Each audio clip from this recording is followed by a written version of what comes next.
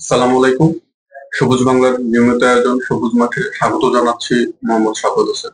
আমাদের সাথে আছেন ক্রীড়া সাংবাদিক মোহাম্মদ শোয়েব আলী। কেমন আছেন আপনি? জি, আলহামদুলিল্লাহ। আপনি কেমন আছেন? আলহামদুলিল্লাহ ভালো। আমরা ক্রীড়াঙ্গনের বিভিন্ন বিষয় নিয়ে আজকে আলোচনা করব। প্রথমে হচ্ছে বাংলাদেশ জিম্বাবু সিরিজ নিয়ে। বাংলাদেশ জিম্বাবু সিরিজে বাংলাদেশ হারলে বা জিতলে বিশ্ব টেস্ট চ্যাম্পিয়নশিপে কোনো পরিবর্তন হচ্ছে না। তো সেই ক্ষেত্রে আমরা কেন জিম্বাবুর সাথে আসলে বেশি বেশি করে খেলতে চাই? ধন্যবাদ আপনার প্রশ্নের জন্য। দেখুন, জিম্বাবুয়ে আমরা জানি একসময় টেস্টে অনেক ভালো একটা দল ছিল, কিন্তু বর্তমান সাম্প্রতিক সময় যদি আমরা বিবেচনা করি, জিম্বাবুয়ে এখন তুলনামূলক অনেক ছোট একটি দেশ এবং টেস্ট ক্রিকেট সহ ক্রিকেটের সব ফরম্যাটে এখন তারা অনেক বাজে ফর্মে আছে। কিন্তু আমরা যদি একটা বিষয় লক্ষ্য করি, এখানে আইসিসি যে একটা নতুন ধারা সূচনা করেছে, এফটিপি অর্থাৎ ফিউচার ট্যুর প্রোগ্রাম। এটার উদ্যোগে প্রতি 4 বছর পর পর আসলে আইসিসি তাদের এই তাদের সদস্য দলগুলোর যে ফিউচার ট্যুর প্রোগ্রাম অর্থাৎ তাদের বিভিন্ন ইভেন্টে এগুলার একটা প্ল্যান দেয় বা রোডম্যাপ দেয়। তো সেটি আলোকে 2019 সালের মে মাসে আসলে এই এটি ধারা শুরু হয় প্রথমবার। এখন 2023 থেকে 2027 সাল পর্যন্ত এখন দ্বিতীয় এই ধারাটি চলমান। তবুও বাংলাদেশ জিম্বাবুয়ের সাথে খেলছে। আমরা যদি সাম্প্রতিক সময় অর্থাৎ পুরো জিম্বাবুয়ের সাথে আমরা যদি এই খেলার তুলনামূলক বিশ্লেষণ করি, তাহলে আমরা দেখবো জিম্বাবুয়ের সাথে বাংলাদেশের পাল অনেক ভালো, অনেক ভালো খেলে। টেস্টে সর্বমোট তাদের 17বার দেখা হয়েছে। তার মধ্যে বাংলাদেশ 8টিতে জয় পেয়েছে এবং 7টিতে জিম্বাবুয়ে জয় পেয়েছে। আরো একটা জিনিস আমরা যদি দেখি, ওডিআই অর্থাৎ ওয়ান ডে ক্রিকেটেও বাংলাদেশ জিম্বাবুয়ের সাথে অনেক ভালো পারফরমেন্স করে। 81টি ওডিআই খেলেছে জিম্বাবুয়ের সাথে, তার মধ্যে 51টি ওডিআই বাংলাদেশ জয়ী হয়েছে। হ্যাঁ, ক্রিকেটে উন্নয়নের জন্য জিম্বাবুয়ে আমাদের অনেক সাহায্য সহযোগিতা করছে। আমাদের যখন শুরুর দিকে আমরা যখন টেস্ট ক্রিকেট খেলা শুরু করি এবং আইসিসির আমরা সদস্য দল যখন আমরা হই, তখনও জিম্বাবুয়ে আমাদের বিভিন্ন ভাবে সহযোগিতা করি।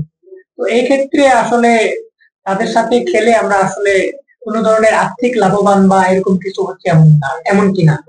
আমরা তাদের সাথে মূলত এখানে আমি একটু যোগ করি, যদি আমরা আর্থিক বিষয় নিয়ে একটু কথা বলি। আমার কাছে একটা রিপোর্ট আছে যেটা আমি আপনাকে শোনাচ্ছি। ওই রিপোর্ট অনুযায়ী 2018 সালের অক্টোবর নভেম্বর বাংলাদেশের মাটিতে জিম্বাবুয়ের বিপক্ষে অনুষ্ঠিত 2টি টেস্ট এবং 3টি ওডিআই খেলে বাংলাদেশের লস হচ্ছে 1,93,71,325 টাকা। আচ্ছা, এরপরে যদি হচ্ছে আমি যুক্তরাষ্ট্রে মানে ওয়েস্ট ইন্ডিজে যখন হচ্ছে আমরা টি-20 সিরিজের আগে টি-20 বিশ্বকাপের আগে যখন হচ্ছে আমরা খেলা শুরু করি, 5 ম্যাচের টি-20 সিরিজে জিম্বাবুয়েকে আতিথ্য দিয়ে নাজমুল হোসেন পাপনের নেতৃত্বাধীন বোর্ডের তখন ভর্তুকি দেওয়া হয়েছে 6,10,88,955 টাকা। বুঝতে পারতেছেন যে লসের পরিমাণটা কিরকম? তাহলে এখন আপনি কি মনে করেন এই লস দেওয়ার পরেও তাদের বিপক্ষে খেলে আমাদের র্যাঙ্কিং বা হচ্ছে আমাদের সেভাবে প্রস্তুতিও হবে না, যেখানে বড় দলগুলোর বিপক্ষে খেলে আমরা আমাদের ঘাটতিটা বুঝতে পারি, যখন আমরা তাদের বিপক্ষে ঘাটতিটা বুঝতে পারি না, তো ওইরকম একটা দলের সাথে কি আমাদের ফিউচারে কি খেলা উচিত কিনা? দেখুন, এটা একটা ভালো প্রশ্ন। আমরা আসলে তাদের সাথে খেলে জয় পরাজয় যেটি হোক, আমাদের আসলে এখানে আইসিসি চ্যাম্পিয়নশিপ যেটি আছে 2023 থেকে 27-এর যে চলমান যে চক্রটি, এটাতে আমাদের কোনো প্রভাব পড়ছে না। তো আমাদের যেহেতু তারা দুর্দিনের পাশে দাঁড়িয়েছিল, আমাদের ক্রিকেটের যখন উন্নয়ন কাজ বা ক্রিকেট খেলা শুরু হয় তখন তারা আমাদের পাশে ছিল, সেই জন্য আসলে আমাদের এই আতিথ্যটা দেখাইলে আসলে আমাদের ক্ষতি হচ্ছে না এখানে। আমরা যদি আরো একটি জিনিস বিবেচনা করি, জিম্বাবুয়ে টেস্টের উন্নয়নে এখানে আপনি দেখুন নিউজিল্যান্ড, সাউথ আফ্রিকার পাশাপাশি বাংলাদেশ দাঁড়িয়েছে। তো এই ক্ষেত্রে আসলে যেহেতু আমরা বিনোদনের জন্যই খেলি, সেই হিসাবে আমার মনে হচ্ছে যে আসলে খেলাটাই উচিত। আমরা এখন চলে যাচ্ছি বাংলাদেশ শ্রীলঙ্কা আন্ডার 19 যে ক্রিকেট ম্যাচ চলছে সেটি প্রসঙ্গে। আমরা জানি জাওয়াত আমরা শ্রীলঙ্কার বিপক্ষে আন্ডার 19 বাংলাদেশ আন্ডার 19 ক্রিকেটের জাওয়াত আমরা শ্রীলঙ্কা আন্ডার 19 এর বিপক্ষে তিনটি ম্যাচ খেলেছে, টি-20 ম্যাচ। 4টি ম্যাচ খেলেছে, এর মধ্যে বাংলাদেশ অলরেডি সিরিজ জিতে নিয়েছে। তো এই তিন ম্যাচে আবরার ম্যাচ আসলে স্কোয়াডে ছিলেন, যেখানে তিনি 2টি শতক হাঁকিয়েছেন। তো তিনি কি আমাদের ফিউচার একজন স্টার হিসেবে গড়ে উঠছেন এরকম কিছু? সুন্দর একটা প্রশ্ন করেছেন। আমরা যদি হচ্ছে তার স্টারটা একটু দেখি, দ্বিতীয় ম্যাচে যাওয়াত আবরার শ্রীলঙ্কা মানে 19 দলের বিপক্ষে 106 বল 130 রান অপরাজিত ইনিংস খেলেছিলেন।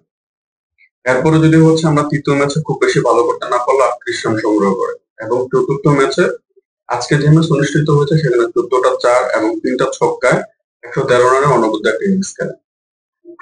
এবার যদি হচ্ছে আমরা ঢাকা প্রিমিয়ার লিগে তার অবস্থানটা দেখি, প্রথম ম্যাচে মোহামেডানের বিপক্ষে 86 বলে 75 রান সংগ্রহ করে, এবং মোহামেডানের বোলার কারা ছিল আমরা যদি একটু দেখি, সেখানে ছিল আবু হায়দার রানী, মোহাম্মদ সাইফুদ্দিন, এবাদত হোসেন, নাসুম আহমেদ, তাইজুল আহমেদ। হ্যাঁ, আন্তর্জাতিক ক্রিকেটে যারা অভিজ্ঞতা সম্পন্ন, তার মানে সবাই আন্তর্জাতিক ক্রিকেটে বেশ অভিজ্ঞতা সম্পন্ন। তাদের বিরুদ্ধে খেলে যখন হচ্ছে ভালো একটা ইনিংস খেলেছে, তখন হচ্ছে উদীয়মান তারকা হিসেবে আমরা তাকে ধরে নিতে পারি। তবে এখানে আমি আরেকটা বিষয় অ্যাড করি, বাকি ম্যাচগুলোর স্টেটটা যদি আমরা আরেকটু দেখি, তার লিস্টের 7 ইনিংসে মানে তার লাস্ট 7 ইনিংসে স্কোরটা ছিল 33, 37, 22, 21, 30, 6 এবং 67। তার মানে সে সেটে বড় ইনিংস করতে পারতেছে, এবং ওয়ার্ল্ড ক্রিকেটে প্লাস হচ্ছে বাংলাদেশ ক্রিকেটে যদি টিকে থাকতে হয় তাহলে এই ইনিংসগুলোকে অবশ্যই তার বড় করার দিকে নজর দিতে হবে, এবং বাইরে যে সিরিজ গুলো খেলতেছে বা বাংলাদেশের দলের বিপক্ষে যদি তাকে ভবিষ্যতে নেওয়া হয়, তখন সে যদি এই ফর্মটা ধরে রাখতে পারে তাহলে আমরা আশা করতে পারি যে আমরা বড় একটা সুপারস্টার পেতে যাচ্ছি। কি এমনটা মনে করতে পারি এখনই তাকে আন্তর্জাতিক ক্রিকেটে আসলে অভিষেক করানো উচিত কিনা? এখন আমাদের আন্ডার 19 খেলার পরে কি হয়, আন্ডার 21, 22, 23 এরকম কোন প্রোগ্রাম গুলা আমাদের এখানে চালু নেই। 4 দিন বা 5 দিনের ম্যাচ খেলা হলে একটা ব্যাটসম্যানের যে পরিমাণ টেম্পারমেন্ট বা তার যে পরিমাণ গার্ডস তৈরি হয়, সেগুলা তৈরি না হওয়ার কারণে আমরা পিছিয়ে যাচ্ছি। তো সেক্ষেত্রে আমাদের ডোমেস্টিক আরো বেশি নজর দেওয়া উচিত। জি, আপনি যেমনটি বলছিলেন, আসলে আমাদের ঘরোয়া লিগ গুলোতে আরো বেশি বেশি গুরুত্ব দেওয়া উচিত, যাতে করে আমাদের আরো ভালো ভালো ক্রিকেটার উঠে আসে। এখন আমরা নারী ফুটবলে চলে আসি না, আমরা জানি যে নারী ফুটবলে একসময় 18 জন খেলোয়াড় বিদ্রোহ ঘোষণা করেছিল, তার ফলে আসলে বাফুফেতে একটা বড় ধরনের আলোড়ন সৃষ্টি করেছিল। তো আমরা জানি সেই 18 জনের মধ্যে এখন বর্তমানে 10 জন আছে ভুটান লিগে খেলছে তারা। তো আমরা জানি সামনেতে আমাদের ভুটান এবং ইন্দোনেশিয়ার সাথে আমাদের কিছু প্রীতি ম্যাচ রয়েছে বিপক্ষে। তো এই 10 জন যারা ভুটান লিগে খেলছে তাদের 5 জনকে আসলে তলব করেছে বিসিবি, আর বাকি 5 জনকে আসলে তলব করে নাই। এটার কারণ কি, আপনি কি মনে করছেন আসলে এটার পিছনে কি থাকতে পারে? ভুটান লিগে খেলতে কিন্তু 18 জন বিদ্রোহীদের মধ্যে 10 জন অলরেডি আছেন, এবং ভুটান লিগে বর্তমানে স্থগিত আছে। এখন আমরা যেটা জেনেছি, বাংলাদেশের ফুটবল জাতীয় দলের মানে নারী জাতীয় দলের কোচ হচ্ছেন জেমস পিটার বাটলার, উনি হচ্ছে 5 জনকে ডেকেছেন। এখন এই 5 জন হচ্ছে মনিকা চাকমা, মারিয়া মান্দা, শামসুন্নার সিনিয়র, রূপনা চাকমা ও ঋতুপর্ণা চাকমা।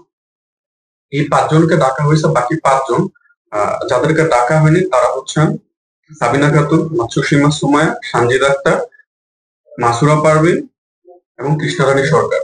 এই যে 5 জনকে ডাকা হয়নি, তাদের ভবিষ্যৎটা নিয়ে আসলে আমি সংকটে মানে তাদের ভবিষ্যৎটা নিয়ে একটা সংকটাপন্ন অবস্থা তৈরি হইতে পারে।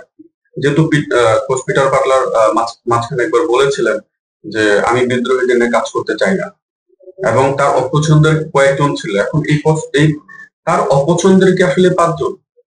যদি এটা হয়ে থাকে, আপনি একটা বিষয় খেয়াল করে দেখেন যে জর্ডানে যে 2টা প্রীতি ম্যাচ হবে, প্রীতি ম্যাচের দলে যদি যে 5 জন ডাক পায়নি, তাহলে সামনে কিন্তু আমাদের একটা বড় টুর্নামেন্ট আছে, এশিয়ান কাপ আছে, সেখানে কি চান্স না পাওয়াটাই কিন্তু ইঙ্গিত দিচ্ছে।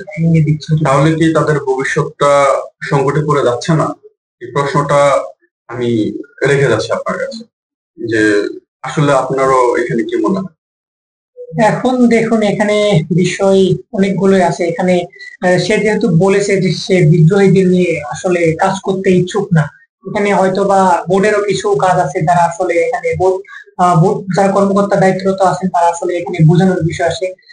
কারণ এখানে আমাদের বাংলাদেশ ফুটবল ন্যাশনের একটা দিক আছে, যারা আমাদের বাংলাদেশ টিমকে আসলে অর্থাৎ পুরো বাংলাদেশকে 18 কোটি মানুষকে বিশ্ব মঞ্চে আসলে তুলে ধরে যখন তারা খেলে।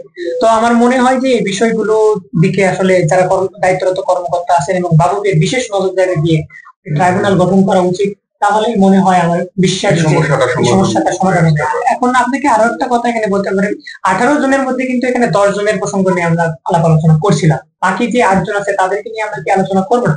আসলে এই সার্বিক বিষয়গুলোর দিক চিন্তা করে আসলে বাফুফের এই বিশেষ একটি ট্রাইব্যুনাল গঠন করা উচিত বলে আমি মনে করছি।